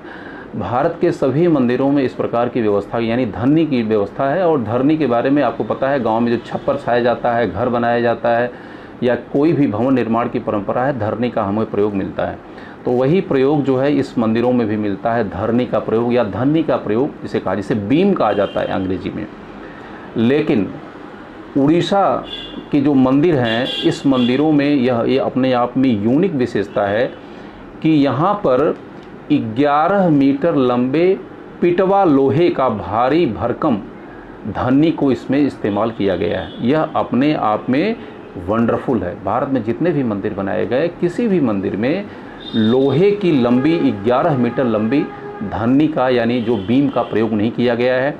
तो मंदिर की ऊंचाई का जो वेट है, जो उसका वेट है उसको डिस्ट्रीब्यूट करने के लिए यहाँ पर 2 तरीकों का प्रयोग किया गया। एक पत्थर की धरनी का भी यूज़ किया गया है, उसके अलावा लोहे की बनी हुई बहुत लंबी 11 मीटर लंबी धरनियों का प्रयोग किया गया है। यह सिर्फ उड़ीसा के मंदिरों में ही यह स्थापत्य योजना प्राप्त होती है, जो कि अपने आप में बहुत महत्वपूर्ण है। तो यह है इसके बारे में मैं आपको 3-4-5 पॉइंट मैंने आपको बताया कि जो यह मंदिर है इसके बारे में। एक बार मैं पूरे इसको मैं एक बार रैपअप में कर ले रहा हूँ चीज़ों को, जिससे कि आपको समझने में दिक्कत ना हो। कोणार्क सूर्य मंदिर के बारे में मैंने बताया, इसका मतलब बताया, कोणधन अर्क से बना हुआ है। इसका निर्माण किया था नरसिंह देव प्रथम ने, जो पूर्वी गंग शासक था। यह रथ के आकार का है और इसका जो छत थी, इसकी जो विमान था उसका गिर गया है, यानी मंदिर की पूरा स्ट्रक्चर हमें प्राप्त नहीं होता है। उसका रीज़न मैंने बताया। ब्लैक पैगोडा है। ब्लैक पैगोडा क्यों कहा जाता है मैंने इसको बताया। इसके बाद फिर मैंने आपको बताया कि यह सूर्य रथ के आकार का है। इसको 7 घोड़े खींच रहे हैं और इसके व्हील 24 पहिए लगे हुए हैं। इसमें 8 तीलियाँ हैं और आप इसको देख सकते हैं। इसके बाद इसके रिलीफ स्कल्पचर्स के बारे में बताया। रिलीफ स्कल्पचर्स का मतलब ये हो गया कि जो मंदिर की जो बाह्य दीवार है, बाह्य दीवार पर जो भिन्न भिन्न किस्म की मूर्तियाँ लगी हुई हैं, उसमें सबसे महत्वपूर्ण जो मूर्तियाँ हैं इरोटिक जो पोजेस यानी मिथुन, स्त्री पुरुष को प्रेम करते हुए वहाँ पर दिखाया गया है। ऐसे राजा रानी मंदिर और जो है कोणार्क सूर्य मंदिर में इस प्रकार की 2 प्रकार की आकृतियाँ हमें प्राप्त होती हैं। आर्यन टैगोर का मैंने आपको एक कोटेशन भी बताया कि आर्यन टैगोर ने इस मंदिर की बहुत ही प्रशंसा की है। और मैंने आपको बताया कि यह मंदिर की जो योजना है, जो इसकी वास्तु योजना है, गर्भगृह, जगमोहन, नट मंदिर और भोग मंदिर के बीच में यह गैप है, एक स्पेस है चारों के बीच में। और एक अंतिम में मैंने आपको बताया था कि इस मंदिर के सामने एकाश्मक पत्थर का एक बहुत ऊंचा स्तंभ स्थापित किया गया था। बाद में इस मंदिर यहाँ से निकाल करके उसे दूसरे मंदिर में यहाँ पर स्थापित कर दिया गया। और लास्ट में मैंने आपको बताया था कि इस मंदिर का जो छत बनी हुई यानी जो विमान बना हुआ है वह जो है रोड़ेदार विधि से हुआ है। इसमें पाषाण की धरनी का इस्तेमाल किया गया है। और पाषाण की धरनी के अलावा इसमें पूरे भारत में एक ऐसा मंदिर है जिसमें कि लोहे की भी धरनी का इस्तेमाल किया गया है। लोहे की धरनी यानी बेस का उसका पिलर का इस्तेमाल, पिलर नहीं, यानी इसके धरनी का इस्तेमाल हुआ है। इसकी जो ऊंचाई लंबाई है वह 11 मीटर है, ठीक है ना। तो पूरे भारत में उड़ीसा में ही कुछ ऐसे मंदिर हैं जिसमें कि लोहे के पिलर, लोहे की धन्नियों का प्रयोग हुआ है, जो कि अपने आप में बहुत ही चौंकाने वाली बातें। तो उड़ीसा शैली के सभी मंदिरों के बारे में हमारा अध्ययन पूरा हो चुका है, और इसके बारे में जो मैंने आपको टॉपिक जो डाला हुआ है वो अगले स्टेप की तरफ हम लोग आगे बढ़ेंगे। वो हमारे जो मंदिर हैं वो हैं खजुराहो स्टाइल के मंदिर, ठीक है ना। खजुराहो अभी उड़ीसा स्टाइल के मंदिर हैं। मेरा पूरा विश्वास है कि इसको आप लोग पूरी तरीके से देख लेंगे। अगर आपको नहीं आता तो फिर एक बार मेरे वीडियो को फिर से इसको आप रिवीजन कर सकते हैं, देख सकते हैं। अब चीज़ें आपको अच्छी तरीके से समझ में आ सकती हैं। जो हमारा अगला अध्ययन का जो क्षेत्र है वह खजुराहो के मंदिरों के बारे में है, ठीक है। तो खजुराहो के मंदिरों के बारे में ये हमारा जो टॉपिक है शुरू होने जा रही है। तो किस किस तरीके से हम इसका अध्ययन करेंगे खजुराहो के मंदिरों के, इसके बारे में हमको करने की ज़रूरत है। अच्छा, पहला जो मैंने आपको सिस्टम में बता दूं कि किस किस टॉपिक को खजुराहो के मंदिरों में हम चर्चा करेंगे। जो पहली हमारा विषय है खजुराहो नाम को लेकर के, यानी जो खजुराहो नाम पड़ा, क्यों पड़ा, कैसे पड़ा, और इसके बीच में अलग अलग थ्योरीज़ क्या हैं। दूसरी जो मेरी टॉपिक होगी, जो मेरा स्टडी ऑफ द एरिया, कि खजुराहो में मंदिर बनाने की शुरुआत कब हुई, खजुराहो में मंदिर बनाने की शुरुआत सबसे पहले कब होती है, इस पॉइंट को हम लोग लेके डिस्कस करेंगे। थर्ड है कि खजुराहो के मंदिरों का एक सामान्य परिचय मैं आपको बताऊंगा। जो खजुराहो के मंदिर हैं उसकी स्टार्टिंग किसके समय होती है, कौन करता है, इसको लेकर के हम लोग करेंगे। इसके बाद खजुराहो के मंदिर की विशेषताएं, यह बहुत ही इम्पोर्टेंट, यह सिविल में आई हुई टॉपिक है कि खजुराहो के मंदिर की सामान्य विशेषताओं के बारे में आप बताइए। तो खजुराहो के मंदिरों की सामान्य विशेषताएं क्या हैं, इसके बारे में हम लोग स्टडी करेंगे। अच्छा, एक का बहुत बार क्वेश्चन पूछा गया है कि पंचायतन मंदिर क्या है, पंचायतन मंदिर क्या है, इसकी विशेषताएं क्या हैं और इसके उदाहरण क्या हैं। तो जैसे मैंने सप्तरथ बताया, उसी तरीके से पंचायतन मंदिर है। हमारे वास्तुशिल्प के जो ग्रंथ हैं उन ग्रंथों में हमें पंचायतन स्टाइल के मंदिरों की सूचना हमें प्राप्त होती है। सिर्फ पंचायतन ही नहीं बल्कि मंदिरों के और भी प्रकार की सूचना हमें प्राप्त होती है। तो इस टॉपिक में मैं आपको बताऊंगा कि पंचायतन मंदिर क्या है, उसकी विशेषताएं क्या हैं और उसके उदाहरण क्या हैं। इन 3-4 पॉइंट को हम लोग लेकर के इसको डिस्कस करेंगे। इसके बाद फिर मंदिरों के लक्षण क्या हैं, यानी जो मंदिरों की जो संरचना की गई है उसके लक्षण क्या, उसके प्रतीक क्या हैं, ठीक है। आपको जान के बहुत आश्चर्य होगा कि जो मंदिरों की जो संरचना की गई है वह मानव शरीर के आधार पर की गई है। यानी मंदिर को एक जीवित बीइंग माना जाता है, एक जीता जागता देवता माना जाता है। इसीलिए मंदिर के जितने भी उसके पार्ट हैं, जैसे कि नीचे के पार्ट को पैर, जैसे आदमी का पाद कहा जाता है, पैर कहा जाता है, उसीलिए मंदिरों का जो सबसे नीचे का जो पोर्शन होता है उसे पाद कहा जाता है। इसके बाद फिर पेट कहा जाता है, जैसे हमारा पेट होता है वैसे मंदिर का भी पेट होता है। जैसे हमारी ग्रीवा यानी गर्दन होती है वैसे मंदिर की भी ग्रीवा होती है। इसके बाद मस्तक हमारा सर पे है। उसी प्रकार से मंदिरों के जो अलग अलग भाग हैं उनके भागों का विभाजन भी मानव शरीर के अंगों के आधार पर किया गया है। तो जो मंदिर है वह एक लिविंग बीइंग माना जाता है। लिविंग बीइंग का मतलब जीवित वस्तु माना जाता है। जैसे कि अगर शिव का मंदिर है तो यह कॉन्सेप्ट हिंदू धर्म में है कि यहाँ शिव साक्षात बैठे हैं, शिव साक्षात बैठे हैं। लेकिन दूसरे धार्मिक परंपराओं में यह कॉन्सेप्ट नहीं है। जैसे कि मस्जिद को माना जाता है कि यह सिर्फ एक वर्शिप करने की जगह है, और उसी तरीके से चर्च को भी माना जाता है। चर्च भी क्या है कि कुछ लोगों को प्रार्थना करने की जगह है, उसका एक आध्यात्मिक शक्ति का वहाँ पर केंद्र नहीं है, वहाँ पर लिविंग रूप से कोई मौजूद नहीं है। तो भारतीय परंपरा के जो मंदिर बने हुए हैं और इसके बाद जो दूसरे धर्मों के जो पूजा स्थल हैं उसमें धरती आसमान का अंतर है। जो भारत के मंदिर बने हुए हैं उसमें उस देवता को यह माना जाता है कि वह साक्षात वहाँ पर विद्यमान है। तो यह अपने आप में दोनों में बहुत ही अंतर है। मैंने आपको बताया कि जो मंदिर बनाए गए वह मंदिर के महत्वपूर्ण लक्षण क्या हैं, उनके अलग अलग अंग क्या हैं, इसके बारे में मैं आपको बताऊंगा। अच्छा, लास्ट में मैं आपको डिस्क्रिप्शन बता रहा हूँ लास्ट में मैं यह डिस्कस, अगर टाइम मिलेगा तो मैं आपको यह बताऊंगा कि खजुराहो के जो मंदिर का निर्माण किया गया वह करीब 950 से लेकर के, यानी 950 ईस्वी से लेकर के 1050 या 1100 तक किया गया। लेकिन लोगों को यह पता नहीं है कि उसके पहले भी मंदिरों का निर्माण वहाँ पर किया गया, जो कि खजुराहो के मंदिरों का एक आधार की तरह से प्रस्तुत करते हैं। तो जो सिविल के जो क्वेश्चन आते हैं वो खजुराहो से तो कम पूछते हैं, उसके पहले के जो मंदिर बने हुए हैं वहाँ से निश्चित रूप से प्रश्न आते हैं। तो उसमें 64 योगिनी का मंदिर आपको पता है, भेड़ा घाट में कुछ जो है शाक्त जो सेक्ट की कुछ वहाँ पर मंदिर बने हुए वो बड़े इंपॉर्टेंट हैं, तो उसको हम लोग देखने का प्रयास करेंगे। तो मैंने आपको पॉइंट बताया कि पॉइंट जो है इतनी पॉइंट में इस स्टडी को हम लोग आज फिनिश करेंगे। इसके बाद अब हम 1 बाई 1 आते हैं कि जैसे मैंने बताया कि खजुराहो नाम को लेकर के जो चर्चा होती है, खजुराहो नाम को लेकर के चर्चा क्या है, ठीक है ना। तो जो चंदेल थे वहाँ पे, अब मैं खजुराहो नाम मैं स्टेप बाय स्टेप चलूँगा कि खजुराहो नाम के बारे में क्या मतलब इतिहास में हमें साक्ष्य मिलता है। तो खजुराहो जो है वो राजधानी थी चंदेलों की, चंदेलों की राजधानी थी।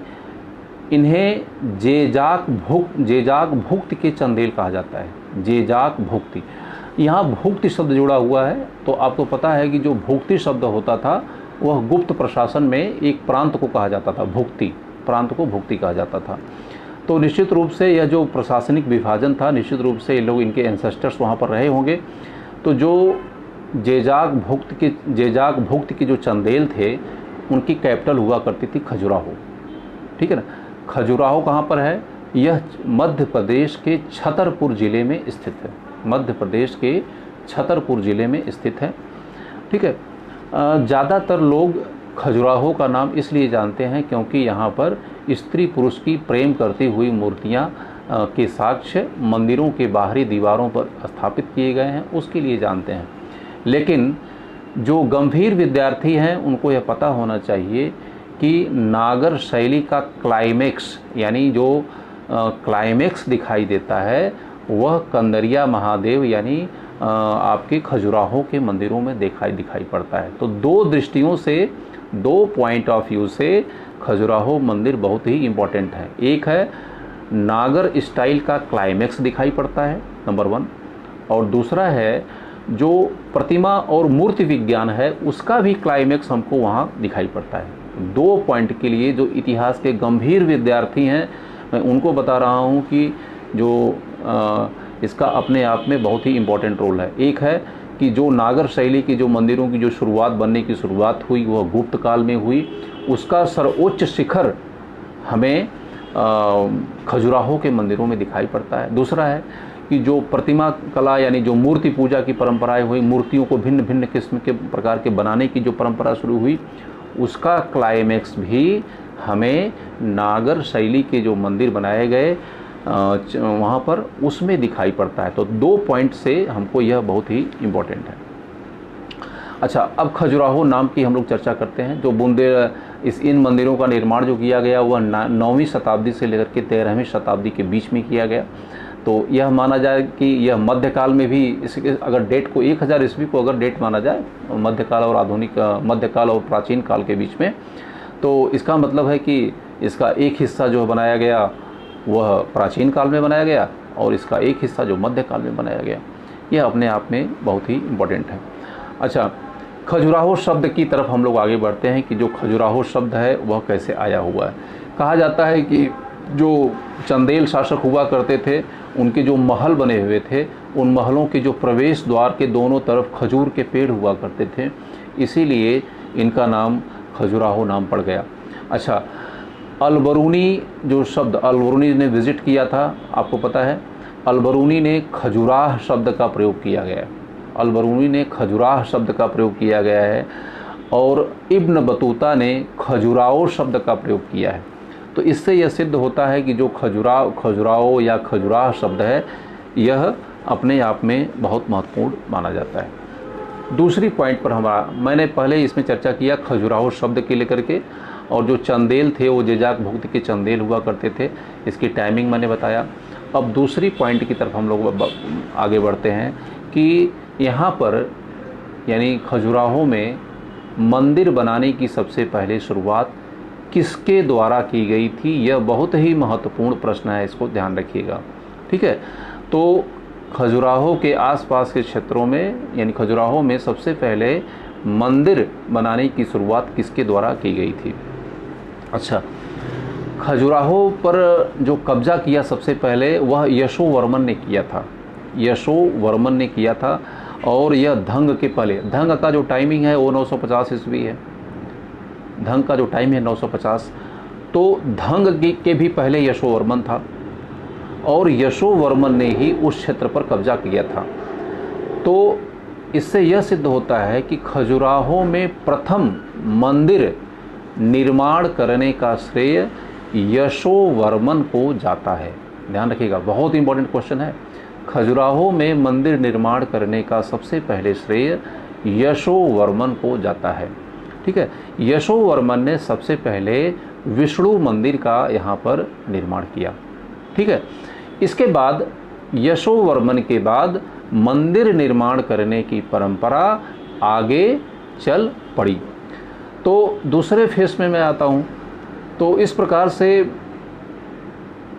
से खजुराहो में विधिवत मंदिर निर्माण करने की परंपरा की शुरुआत धंग को जाता है।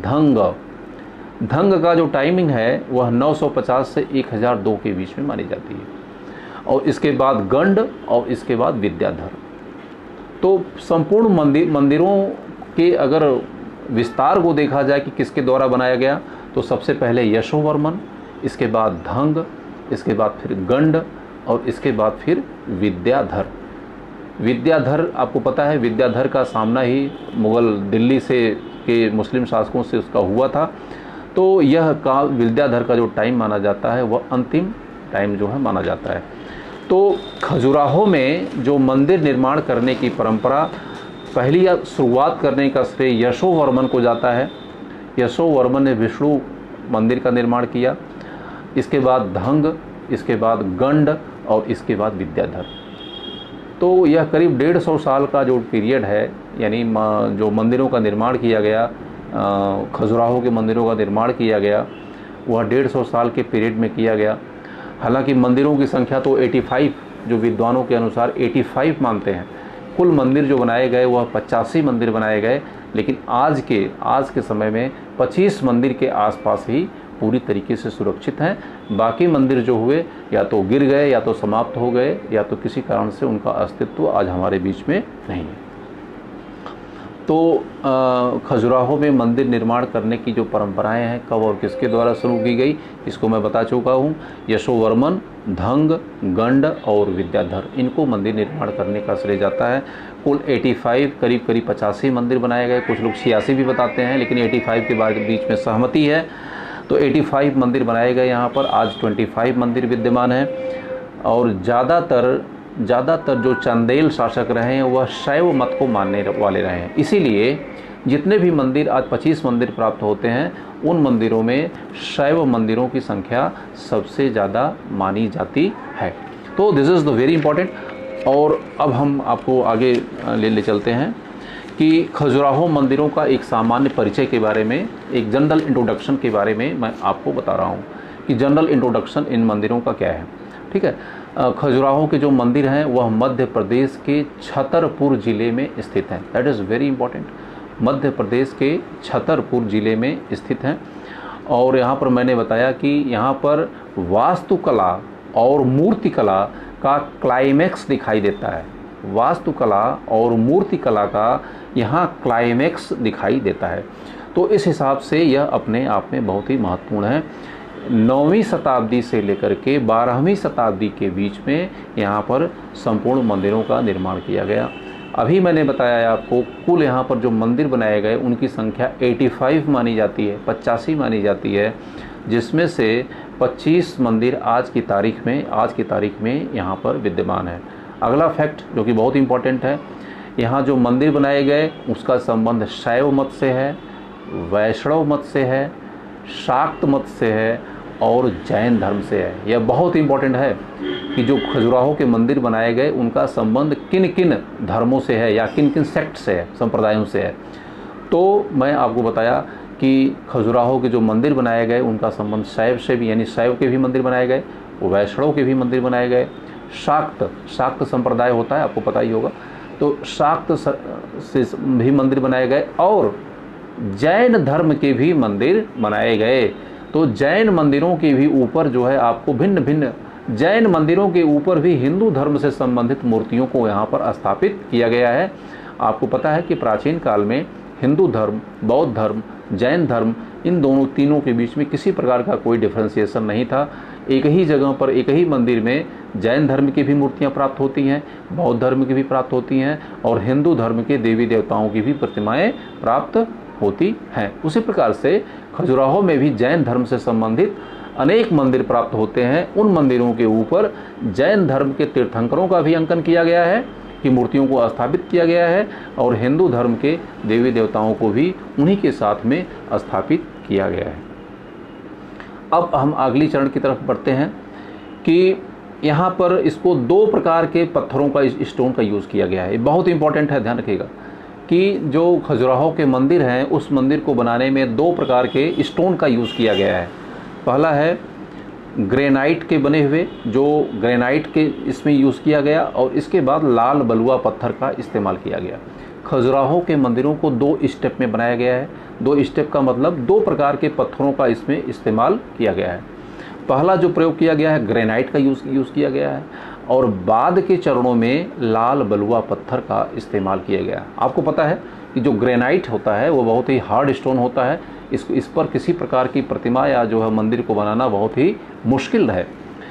तो जो प्रारंभिक मंदिर बनाए गए वह ग्रेनाइट के बनाए गए और इसके बाद के जो मंदिर बनाए गए वह जो है लाल बलुआ पत्थर पे बनाए गए। ग्रेनाइट के जो मंदिर बनाए गए उसमें 64 योगिनी का मंदिर, अभी मैंने बताया, बहुत महत्वपूर्ण है। ग्रेनाइट के बने हुए मंदिरों में 64 योगिनी का मंदिर, ब्रह्मा मंदिर और लाल गुआ महादेव, लाल गुआ GUYAN,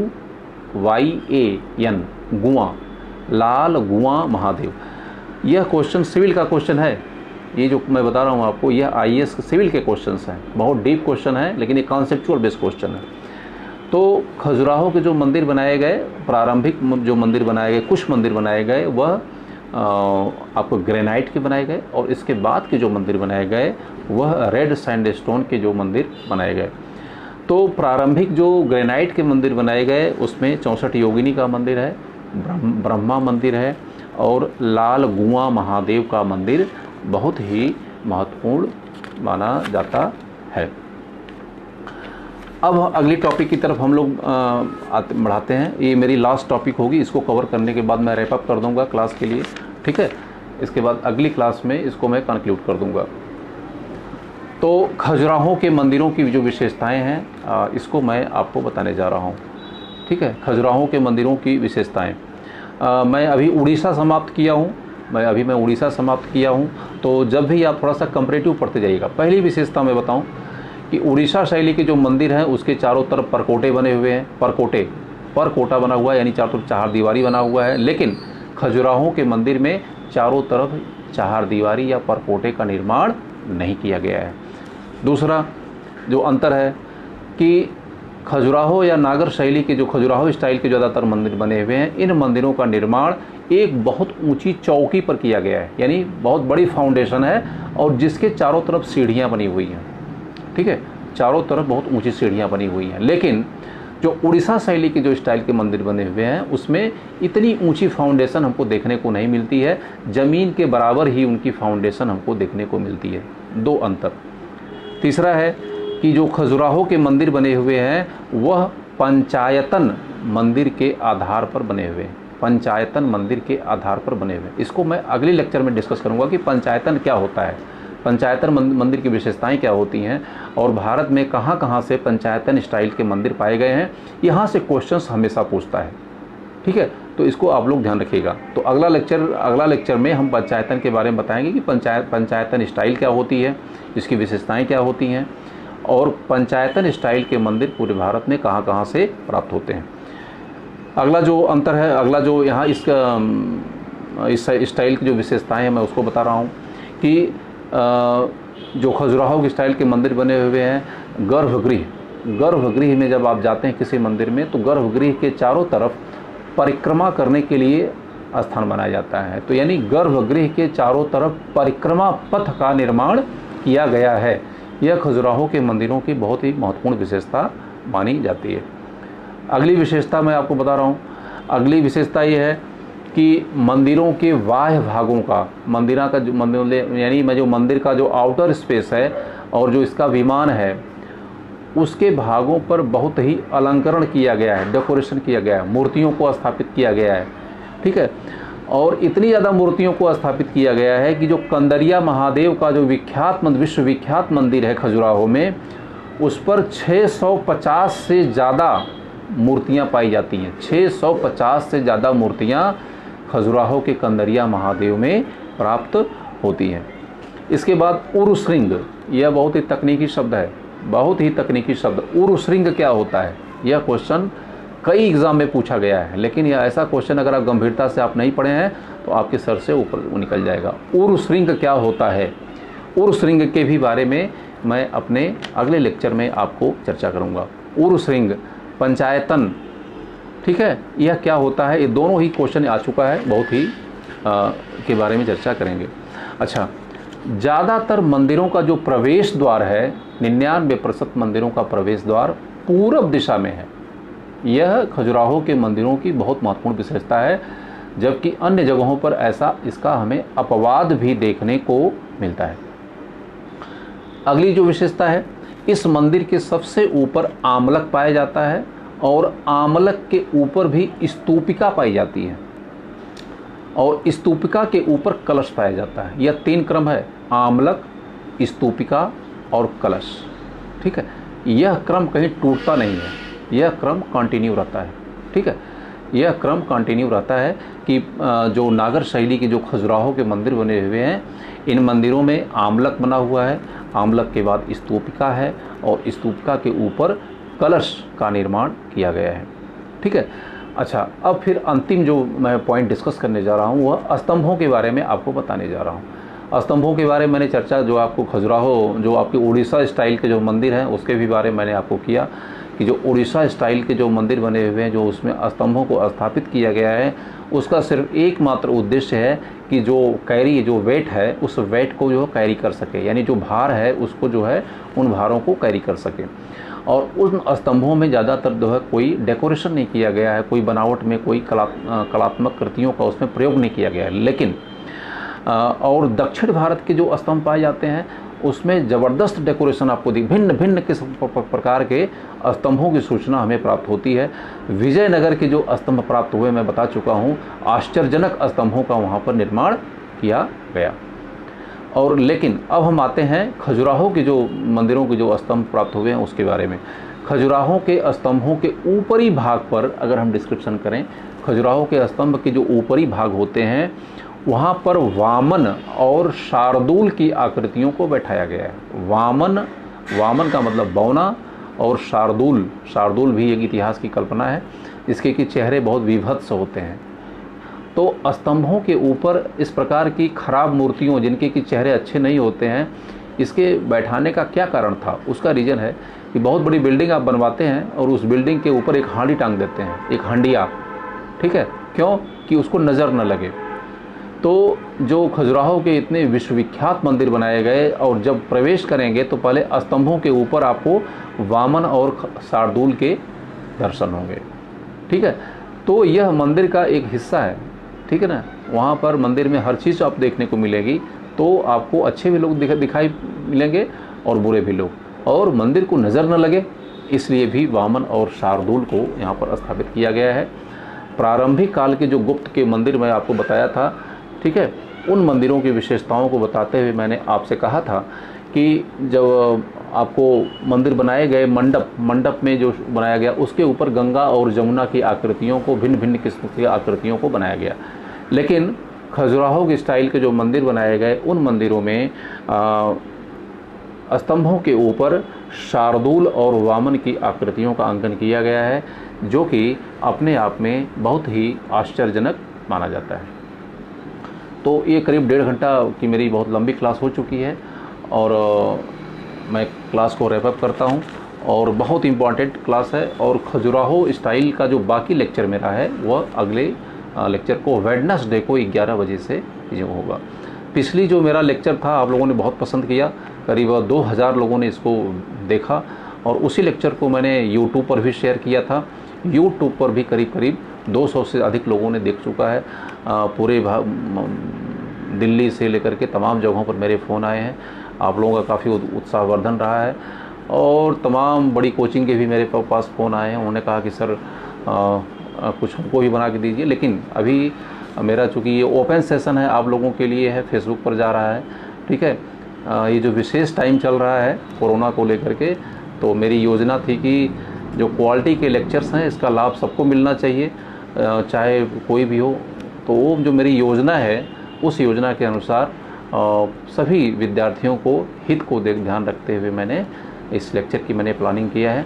यह लेक्चर फ़िलहाल अभी चलेगा, लेकिन जैसे ही सारे इंस्टीट्यूशन खुल जाएंगे तो उस समय तो हम लोगों की भी व्यस्तताएँ थोड़ी सी बढ़ जाएंगी। इसीलिए थोड़ा सा हमारा आपका जो रास्ता है, जो संबंध है, थोड़ी सी कम हो जाएगा। फिर भी किसी न किसी रूप में हमारा आपका संबंध बना रहेगा। जो मेरा व्हाट्सअप नंबर है वो मैंने आपको फ्लैश कर दिया है। और जो जूम पर हमसे पढ़ना चाहते हैं वो भी जूम पे पढ़ सकते हैं। और जो वो लोग हिस्ट्री, जो इतिहास के विषय को लेकर के बहुत चिंतित रहते हैं कि इतिहास में नंबर कम मिलता है और सिविल में बहुत कम नंबर मिलता है या एवरेज नंबर मिलता है, पीसीएस में भी एवरेज नंबर मिलता है, लेकिन मैं आपको विश्वास दिलाता हूँ कि अगर आपके पास अच्छा अगर गाइड करने वाला टीचर है तो हमारे जो विद्यार्थी हैं उनको तो 60% से ऊपर भी नंबर आईएएस में मिल चुका है, 60%। और मैं दावा करता हूँ इस चीज़ को कि अगर अच्छा विद्यार्थी अगर मिले तो 60% से ऊपर की मैं गारंटी ले सकता हूँ कि उसको इतिहास विषय में इतना नंबर दिलाया जा सकता है। लेकिन इतिहास में मौलिक पुस्तकों को पढ़ना लोगों ने बंद कर दिया है। कट कॉपी पेस्ट तमाम कोचिंग के फर्जी नोट्स आ चुके हैं जो कि कट कॉपी पेस्ट करके आपके सामने अवेलेबल हैं। तो जब तक आप मौलिक किताबों को आप नहीं पढ़ेंगे, खुद जो है चिंतन नहीं करेंगे, खुद मंथन नहीं करेंगे, तब तक आपको इतिहास में नंबर नहीं मिलेगा। मैं आपको इसको लिख के दे देता हूँ। तो इतिहास में जो नए नए परिवर्तन हो रहे हैं उन परिवर्तनों पर आपकी नज़र रहनी चाहिए। और अगर पुरानी किताब 50 साल पुरानी चीज़ों को अगर आप पढ़ेंगे, पढ़ाएंगे और लिखेंगे तो इसकी मैं गारंटी ले सकता हूँ कि आपको नंबर नहीं मिलने वाला है। और अधिकतर जगहों पर, अधिकतर कोचिंग में अधिकतर लोग विशेषज्ञ यही कर रहे हैं।